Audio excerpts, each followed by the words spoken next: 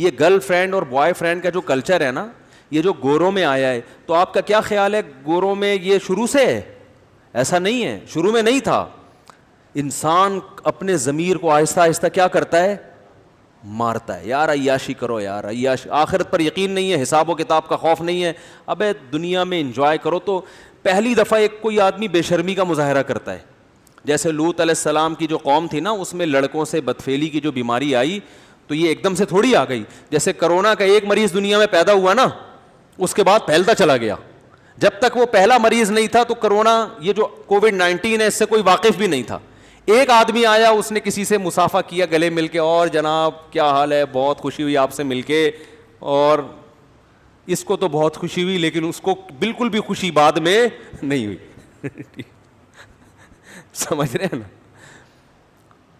کیا کریں, بات سے بات نکلتی ہے. قیام و طعام چل رہا ہے نا, وہ ہوٹل والا بعض دفعہ رائتا بھی لے آتا ہے, چٹنی بھی لے آتا ہے, تو قیام و طعام میں تو ہوتا رہتا ہی ہے.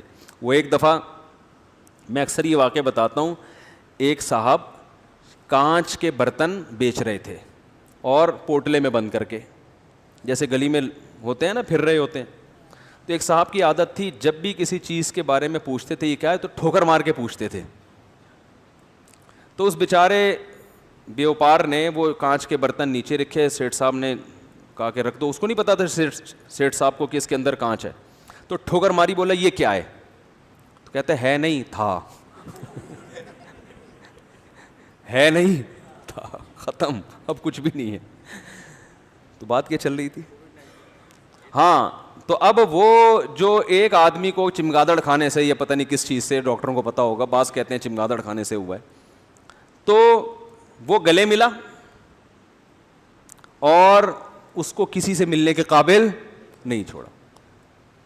لیکن اس کو بھی تو بعد میں پتا چلا, 15 دن بعد پتا چلا ہوگا مجھے کرونا ہو گیا, تو وہ بھی 20-25 لوگوں سے گلے ملا, اور جو جس سے ملتا رہا ہوتے ہوتے آج پوری دنیا میں کرونا پھیل گیا ہے. تو بالکل اسی طرح لوط علیہ السلام کی قوم سے پہلے ہزاروں سال تک لڑکوں سے بدفعلی کا کوئی تصور تھا ہی نہیں. لوگ جانتے ہی نہیں تھے یہ بھی کوئی چیز ہے.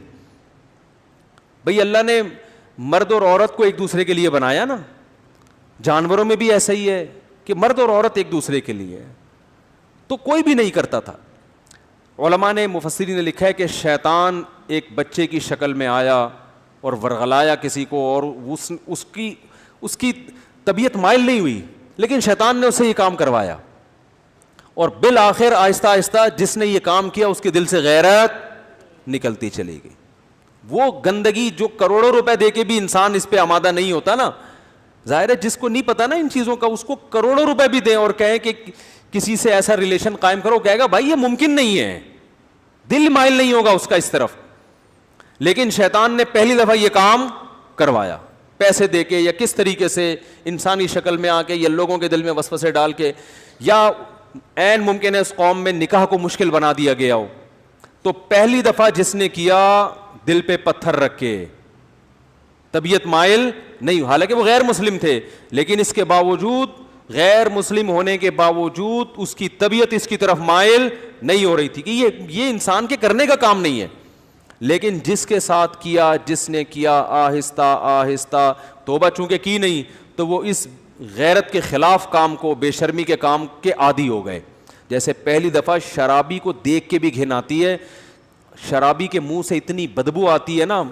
مجھے تو اللہ کا شکر ہے کہ تو شرابی ہمارے معاشرے میں نظر نہیں آتے اتنے, لیکن کبھی کوئی بھولا بھٹکا نظر آ جائے تو ہم کافی لمبی دور سے نکل جاتے ہیں, ہمیں پتہ ہے بدبو آ رہی ہوگی, گھن آتی ہے اس سے. اللہ ہم سب کو بچا کے رکھے, ہمارا کمال نہیں تو اللہ نے ہمیں بچایا ہوا ہے. تو آپ بتاؤ وہ بوتل منہ سے کیسے لگا لے گا جس میں بدبو آ رہی ہے, لیکن پہلی دفعہ نہ چاہتے ہوئے لگاتا ہے, اور پھر عادت پڑ کے پھر اس کی لت پڑ جاتی ہے. تو اسی طرح میرے بھائی ہر گناہ میں یہ مسئلہ ہے.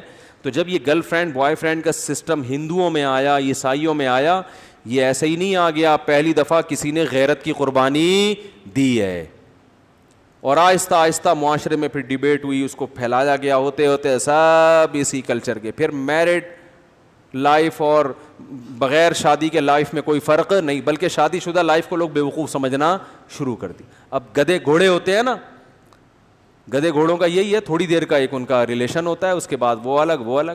خواہش پوری ہوئی چھوڑ دیا اس کو. کچھ تھوڑا سا زیادہ ایگریمنٹ ہو جاتا ہے, کسی کا 6 مہینے کا, کسی کا سال کا, لیکن یہ کوئی لیگل تو نہیں ہے نا, لیگل تو نہیں ہے نا. بوائے فرینڈ باپ تو نہیں ہوتا نا, باپ تو وہی ہوتا ہے جس کی بیوی ہو اور اس سے اولاد پیدا ہوئی ہو. وہ الگ بات ہے, انہوں نے بوائے فرینڈ کو بھی باپ قرار دے دیا ہے, تو قرار دینے کو تو کچھ بھی گورنمنٹ کی طرف سے پابندی نہیں ہے. لیکن سوال پیدا ہوتا ہے پھر اس میں اور لیگل باپ میں فرق کیا ہے.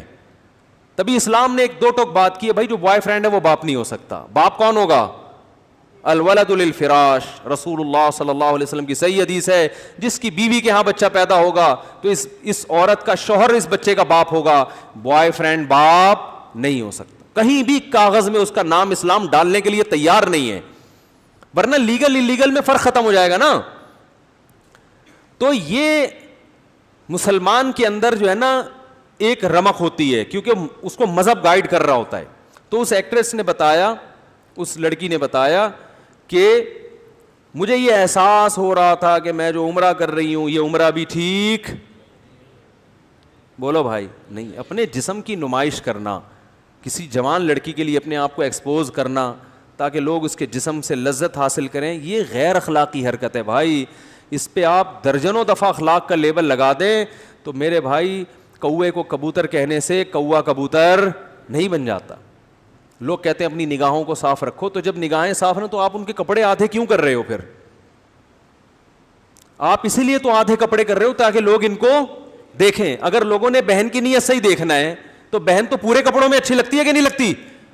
اس کا مطلب آپ خود لوگوں کو ٹھرکی بنا رہے ہو فلموں کے ذریعے. آپ چاہ رہے ہو کہ لوگوں کی ان کی پر گندی نگاہیں پڑیں, تبھی تو لوگ مائل ہوں گے. اچھی نگاہیں پڑھ کے کون مائل ہوگا؟ پھر پورے برقعے پہنا دیتے, پورے اسکارف پہنا دیتے ان کو. تو انسان ہر برائی کو نا اچھا لیبل لگا کے اپنے ضمیر کو مطمئن کر لیتا ہے. شراب پینے والا شروع میں مانتا ہے کہ یہ بری چیز ہے, لیکن پھر وہ لیبل لگاتا ہے کہ یار یہ ڈپریشن ختم ہوتی ہے, اس سے اسٹریس ختم ہوتی ہے. او بھائی اسٹریس ختم کرنے کے اور درجنوں طریقے ہیں. سو جاؤ, وجہ تلاش کرو, نفسیاتی ڈاکٹر کے پاس چلے جاؤ. کوئی ڈاکٹر دنیا میں ایسا نہیں ہے جو ڈپریشن میں شراب لکھ کے دے, یہ ہیروئن لکھ کے دے.